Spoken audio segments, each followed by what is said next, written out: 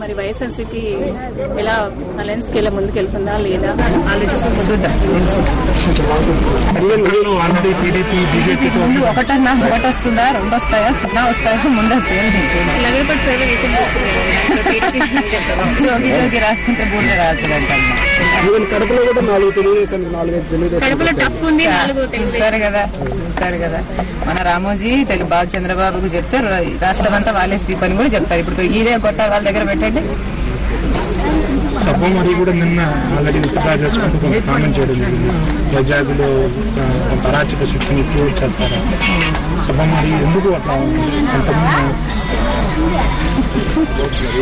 విశ్వసనీయత లేని వాళ్ళు ఎన్నైనా మాట్లాడతారు.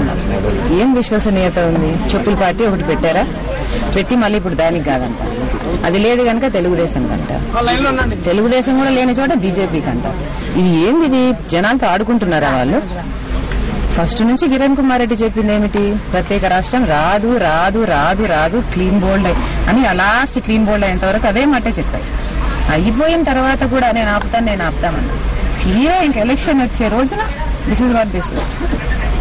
మేము ఎలక్షన్ ముందు మీరు చాలా క్యాంపెయిన్ చేశారు, చాలా 3 years నుంచి పాదయాత్రలు అన్ని చేస్తున్నారు. గవర్నమెంట్ ఫామ్ అయిన తర్వాత ఎలా ఉండబోతుంది? మీ రోల్ ఎలా ఉండబోతుంది? ఎలా ఉంటుందమ్మా? బ్రహ్మాండంగా ఉంటుంది. అంటే గవర్నమెంట్ లో పార్టిసిపేట్ చేయడం కానీ, లేకపోతే నేను ఎమ్మెల్యే కాదు, నేను ఎంపీ కాదు, నేను గవర్నమెంట్ లో ఎందుకు పార్టిసిపేట్ చేస్తాను? నార్మల్ గా అంటే పార్టీకి సంబంధించిన విషయాలు చూసుకుంటారా? చూద్దాం. పార్టీకి అవసరం ఉంటే I'm always there. Thank you madam. ఇప్పటి వరకు వైఎస్ షర్మిల మీడియాతో మాట్లాడడాన్ని చూసాం. విశ్వసనీయత, నమ్మకం లేని వారి మాటలను ఉద్దేశించి మాట్లాడడం అనేది కూడా అనవసరం అని ఆమె చెప్పారు. ఇక వైఎస్ఆర్ జిల్లా పులివెందుల నియోజకవర్గం బాకరాపురం పోలింగ్ బూత్ నంబర్ 124లో తెలుగుదేశం వాళ్ళు మేము సీట్ చేస్తాము అనేటువంటి ఒక కామెంట్ చెప్తున్నారు. 10 రోజుల్లో చూస్తారు కదా ఎవరి మాట నిజమనేది 10 రోజుల్లో చూస్తారు. అంటే టీడీపీ విశ్వసనీయతను మీరు ప్రశ్నించేస్తున్నారు.